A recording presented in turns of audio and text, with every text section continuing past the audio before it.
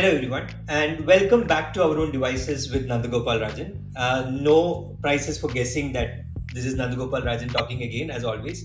With us this time, again, a wonderful guest from a company we all know, we are all maybe a little bit of a part of, and it's something that we do maybe on a daily basis, especially while going to work or coming back. We have Prabhjeet Singh from Uber. He's the head of India and South Asia at Uber, and Prabjeet has had a very interesting day. You can see he's a little bit, he's a little bit worn out from all the efforts. But Prabjeet, welcome to the show and tell us about this wonderful thing that you've done today. Nandu, thanks for having me on the show. Always a pleasure. I actually had a day driving as an Uber driver. This is something which I end up doing once every 6 months as an attempt to truly experience the life of an Uber driver and get feedback on the product, the experience they go through, and thereby take it back to our teams to make sure we build it into the solution. So I spent the day since 10 a.m. for about 5 to 6 hours driving in Delhi NCR area.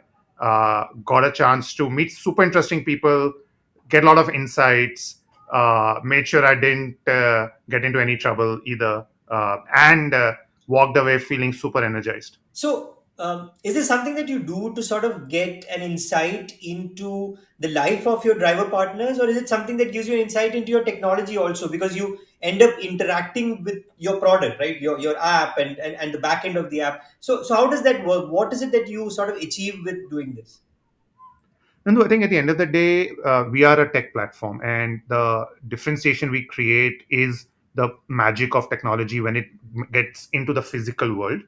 uh, as a rider, one gets to experience that on a daily basis. We do research, we ship out a product feature, we get to typically experience it ourselves and then provide feedback, and the loop gets closed. But as a driver, which is an equally critical customer, in fact, I might argue even a more important customer, given they are the one which provide the face of the service. We will often roll out technology features. We're trying to get insights on what tech will work, but we don't get to see that in real action, right? We can do it in only in a simulated environment. This is our attempt to go back and experience that tech. So, like, just to give you an example, today was super interesting. The few features which we had rolled out over the last couple of months, which I would have argued were simple, but today I experienced the magic of those. One of them was text to voice. When you kind of interact with a rider through the chat window while on way to pick them up, uh, I realized today that the last thing I want to be doing is trying to figure out how to respond when I'm driving towards a pickup location. And the very simple fact that that text automatically gets converted to voice and the speaker speaks that out made sure that I could actually focus on driving. And I also walked away realizing the need to have that available in multiple languages and how that can make a difference to the life of a driver. Or a very other simple feature. One of the big feedback which we had worked on recently was creating a pause opportunity for a driver in between, for if they want a lube break, a chai break, for whatever reason. They shouldn't have to log off from the app, log back in, etc. They should be able to just pause that. And I realized that while we had built that functionality, I think today's experience tells me, and I'm going to go back and jam with my product team, is that icon needs to be far more visible, far more easy to understand, far more uh, easy to engage on the screen, and it takes a bit of an effort to discover that, right? So I think minor things like this, but can make a huge difference in the life of the driver. So it's really around getting feedback on the core tech which we have deployed on ground. And remember, I think we are a global org. We build our tech for the world, and each market is different.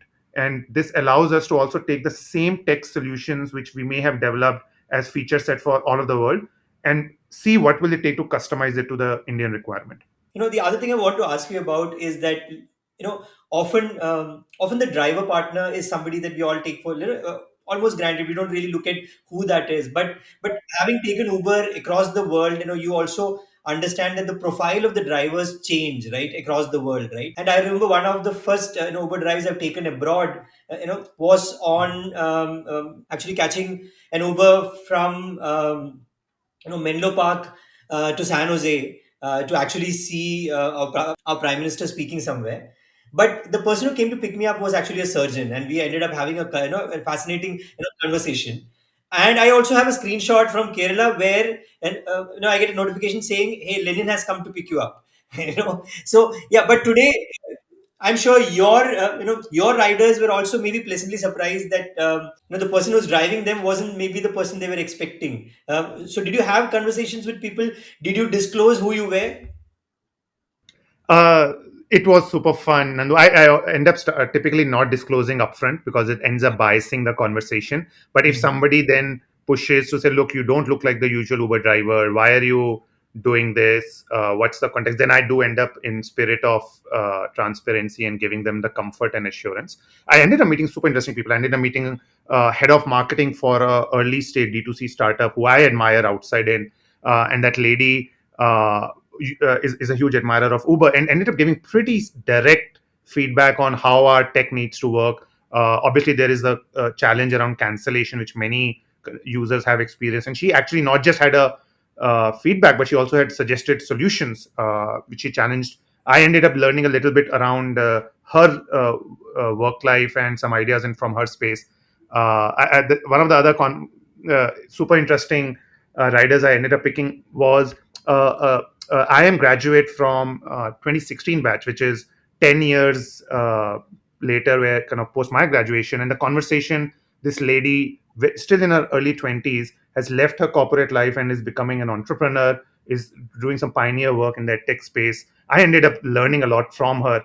I did end up offering to kind of be in touch with her in case I can support that in any way, or if I would love to kind of make sure I get a chance to experience her product offline. So again, those conversations I would imagine are hard to have given in India we run a business which are based on commercially licensed vehicles, where we have career drivers typically who are committed to driving as a vocation. I do hope in the future we are able to bring the magic of private ride sharing to the India market, where, as you said, the sergeants or people who are moonlighting for a few hours on the weekends, driving on the Uber platform. The cars could also be very different, where you can put your private car onto the platform. I do hope we get to that world very, very soon. So, for those of you who don't know, the entire concept of Uber in a way is to ensure that your car is not idling away, or isn't just parked somewhere without without being used. Because in that sense, if you look at it, we have far more cars than we actually need. If all the cars that we have are actually on the road and driving around people all the time. So this is something that I learned many years ago while I was speaking to a few people at Uber, and I've always found it very fascinating. We never look at a lot of this installed capacity that we are building up, hoping that we will maybe drive it a couple of hours a day. And in the past couple of years, we have all had this opinion. So I've actually spent more on my car insurance than on fuel for 2 years, right? I don't know how many of you look at it that way, but yeah, that's a fact with me. And I've been working from home. I have reasons not to step out much because I'm diabetic. I have to be extra careful. But it also means that businesses like yours have also been affected drastically through multiple ways. We have just coming off the third wave, and hopefully the third wave was not that bad. But I'm sure your driver partners have also been impacted quite a bit. How have you interacted with them in the past couple of years? How has Uber evolved in such a situation? Today, a car is the second most expensive asset which an individual buys. 96% of the time, that asset is sitting idle, taking up space.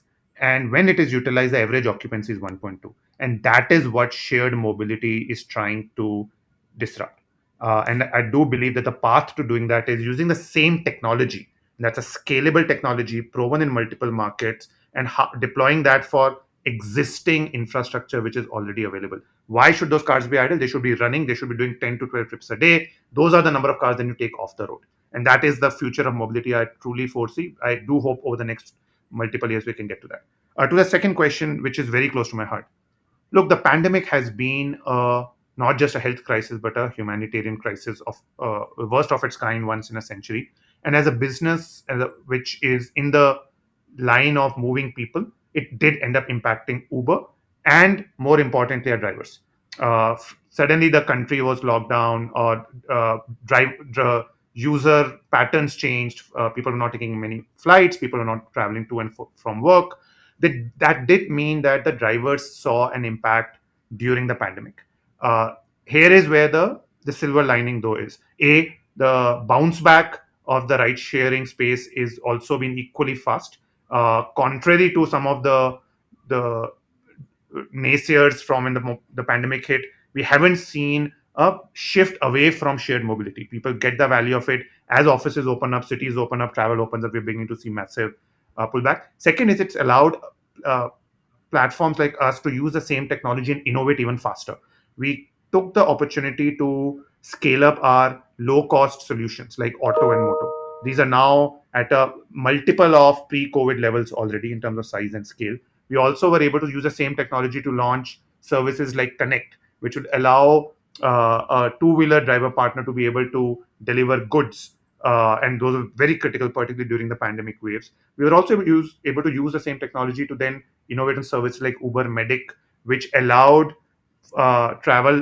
easy travel for healthcare workers, at the same time giving earning opportunity for drivers. Did that fundamentally solve for all the challenges for drivers? Absolutely not, right? But it managed to create some space, some support for drivers during that period. And we then also leaned in multiple other ways, whether it be creating an Uber funded driver care fund. Uh, we contributed directly 25 crores to that. We also partnered with third party platforms like MediBuddy, which will provide healthcare access through telemedicine to drivers and their families. We also made sure that during the pandemic, nobody on the Uber platform has to drive because they are solving for earnings in that period. If somebody has been diagnosed as positive, we got them to go off the platform for a predefined period. We compensated them for the earnings they would have made during that period, so that they shouldn't feel compelled to go out and drive. And multiple such measures, including in an unfortunate incident of a driver partner passing away, we created a separate fund to support those. Now, I would argue these are one can do still a lot more. Drivers are at the end of the day the face of the business, and we continue to work in the background to make sure we support them in multiple ways. The best thing which we can do, Nandu, is to make sure that the demand on the platform comes back, more users are back on the platform at the earliest, so that earnings for drivers begins to be what keeps them excited and continues to invest in this business. They're at the end of the day micro entrepreneurs, and they want to make sure they're recovering returns on the investments they have made. But I feel very good about the trajectory which we are seeing in the post wave one, wave two recovery, and thankfully wave three did not see that material and impact on the business or on earnings. After almost a couple of years, it was in the last month that I came back to using the Uber platform quite a bit because I was traveling. I also noticed that a lot has changed, right? I was in Kerala. I noticed most of the cabs had a flap between the front seat and the back seat. People are also generally on the edge and all the time. But has your technology itself evolved? For the times, have you added features which are very pandemic centric, and maybe these are going to be there with us for a few more years, god forbid. As a technology platform, we have absolutely been at what I believe at the cutting edge of innovation to keep responding to the changing environment. We have to. We don't have a choice. I think that I'll give you three specific examples. Number one was uh, we very quickly, once the vaccination drive in the country started, we knew that for more riders and drivers to come on the platform, we should find a way to signal and support drivers on getting vaccinated and be able to share that status with riders very, very transparently. So we created incentives for drivers on one side to get vaccinated. We started showing status of vaccination in the app. And the magic of that was that gave confidence to the riders to come back to the category. It also gave confidence to the more and more drivers to come back to the category, because driver safety is as important as rider safety. We deployed at the same time a very simple technology for selfies, to make sure that both a rider and the driver have to give periodic selfies to make sure they are wearing a mask. So today, when I logged in, it took me at least a minute longer than what it used to be earlier, because I had to go through the selfie process itself. And the same technology was used, and I expect that to be in play till the time the mask mandates exist. A second example will also be on the technology side, is what we are doing to solve the cancellation issue. I want to address that upfront. It is a concern which we have heard from riders. Our data is also telling us that increasingly drivers are asking destination. And in many cases, drivers are choosing to not do certain trips. Either they're choosing to not do certain long trips, not go to certain locations, not do certain short trips. Whole range of factors depending on city and context. And as we dug deeper with the drivers on insights, including when I kind of drove today, we are testing out features which give additional information to drivers so that they are able to make that judgment thoughtfully without having to ask the rider the destination, for example.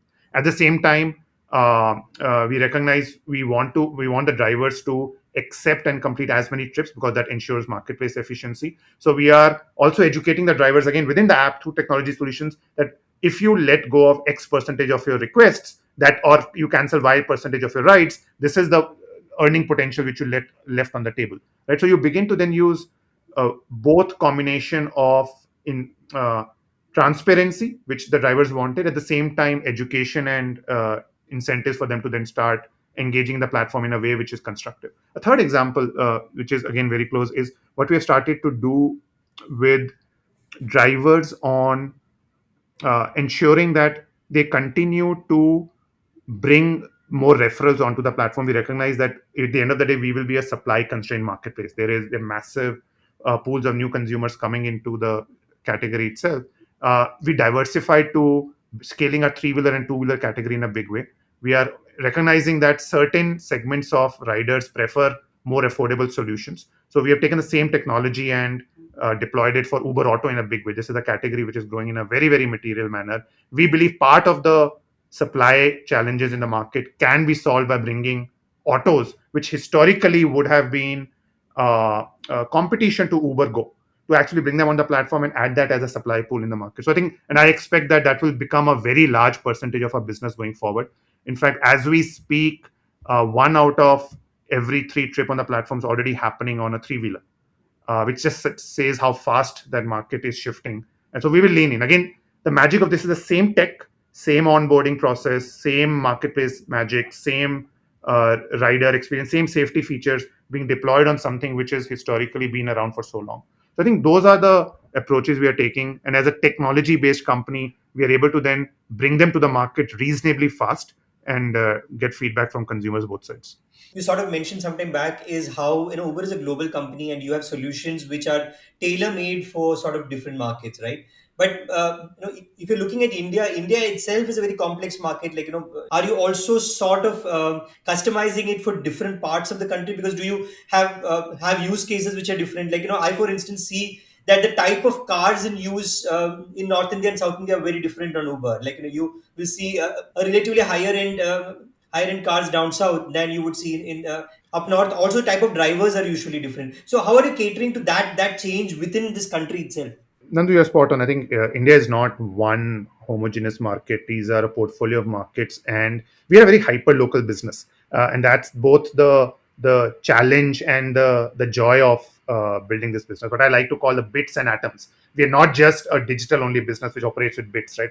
The reality happens in the world of atoms, and multiple things play out in change. I think the three things which I'll give you an example of how we are localizing. One is, as you said, form factor. The vehicle type is often what we want to make sure is the vehicle type reflects the demand pattern in different cities. So there are geographies which have more demand pools, which are, for example, intercity or tourism. There we try and create supply pools which are bigger vehicles, which are often used for longer trips. And intercity is one of our larger growing product portfolios. For example, in Kerala, you give an example, you will see a lot more of Innovas and sedans on the platform, but you will not see enough hatchbacks, for example, in Kerala. But in certain markets which are commute first, including Delhi and Mumbai, where travel for work becomes a big primary use case, you will see often smaller vehicles, often vehicles which have a CNG as a fuel type, because that provides the affordability required for a intracity trip and makes the economics for drivers far more attractive. So that's one uh, uh, choice we make. Second is just a product portfolio.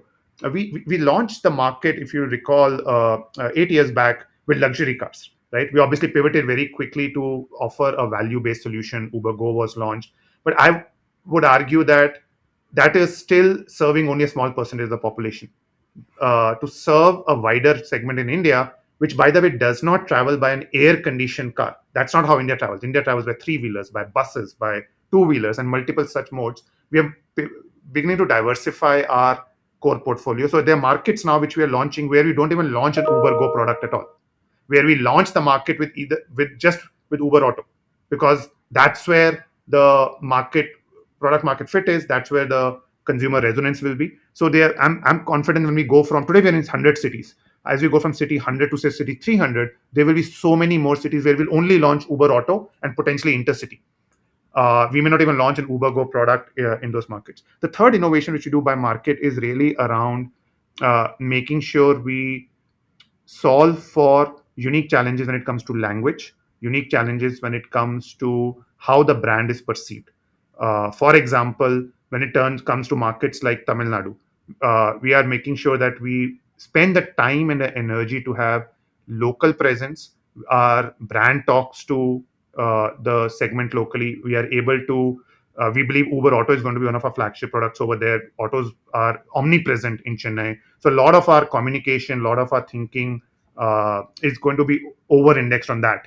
And you'll see that when we operate in markets like Bangalore, which are going to be very different, where airport use case is going to be often a dominant use case given the distance of the airport. You will often see a lot more innovations happening on the airport side, which have been first piloted in Bangalore. So you see, if you kind of land in a Bangalore airport today, you will see features like PIN, where the vehicles will line up one by one. You don't have to use the Uber app to pre-book. You can actually get in the vehicle, give a pin, and start moving. Now, I think that's the kind of localization and customization which we continue to do. So form factors, portfolio mix, unique solutions, and localization for each market. Do we get it right all the time and cover everything right? Honestly, no. I think, but it's a journey. We are making progress. That's what things like what I did today, being on. It's not just I driving, and everybody in Uber over the next 6 months. I'm encouraging on a voluntary basis for more and more people to drive.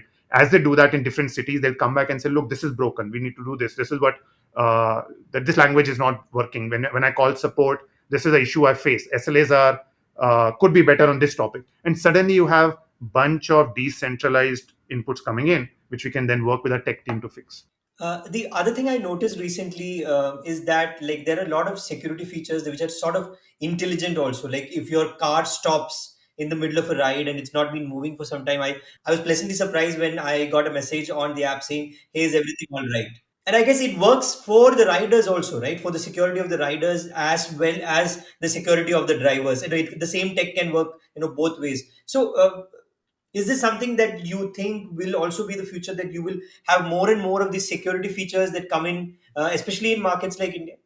Absolutely, Nandu. Safety is one of the top priorities for us internally. We have a core eight cultural norms, and standing for safety is one of them. It is not even a priority; it is a core cultural norm. We have to live by that promise, and we have to live by the promise not just for riders but also for drivers, because they are also consumers, and when they are out there driving, we need to make sure we also provide them the support needed, including technology solutions to keep them safe, because they have to often go into geographies which are new and untested. I think on the rider side, the example that you gave, are many of them are features which are going to be piloted in India.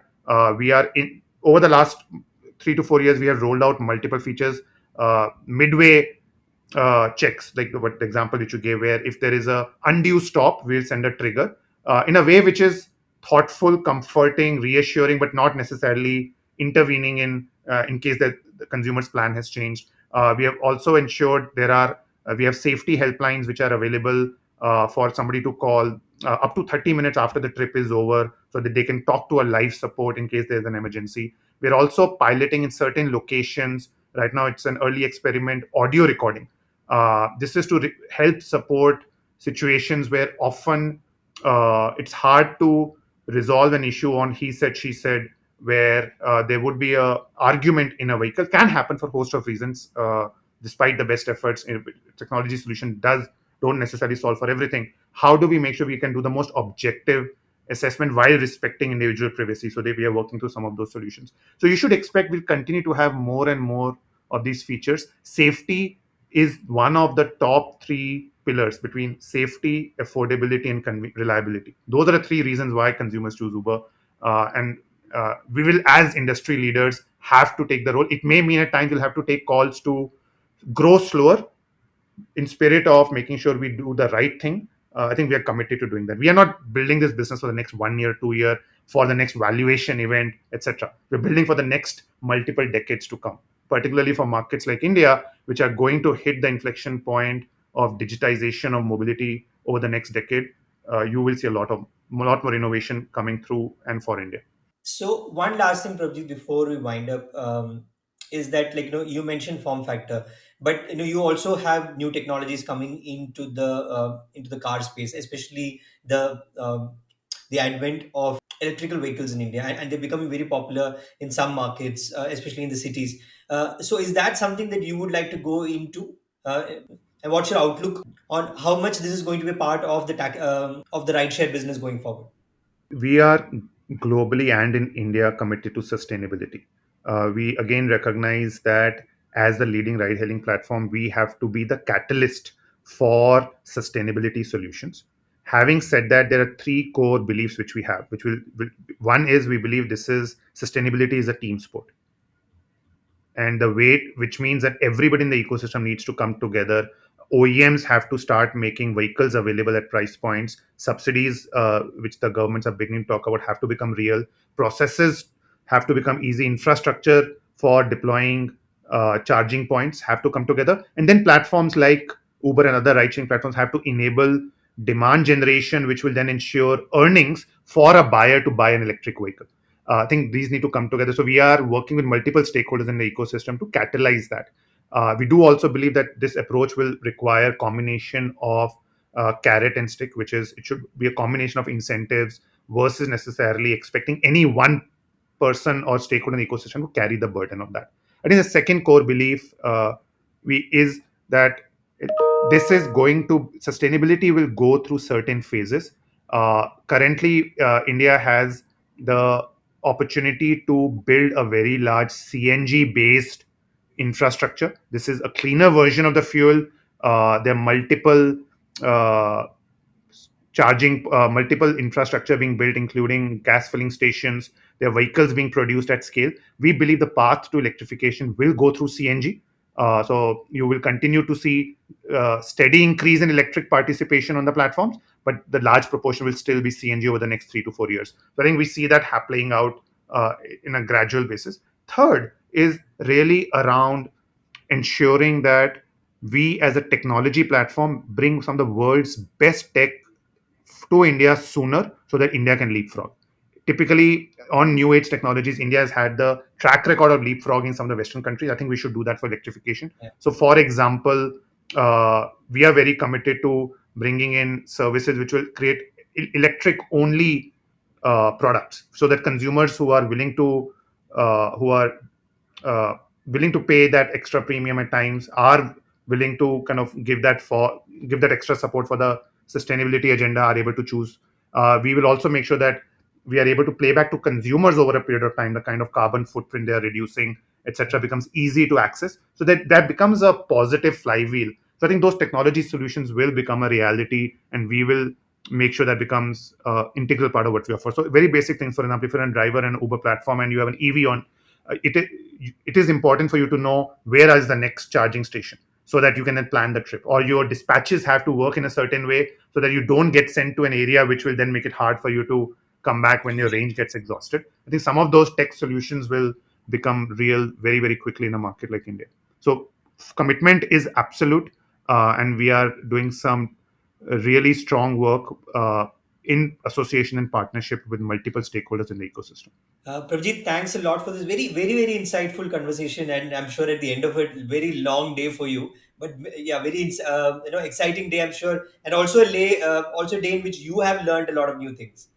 Absolutely. And I think, the biggest humbling feeling, Nandu, at the end of this day, and this happens each time I drive, I get to do this for 1 day and then I go back to the very different operating environment.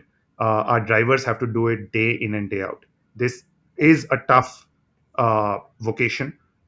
It often requires them to deal with uncertainties in the physical world. And my job uh, will be, and I will sleep much better if I am able to use my time in making their life better. I think, and that's a commitment which I am making to uh, our driver partners.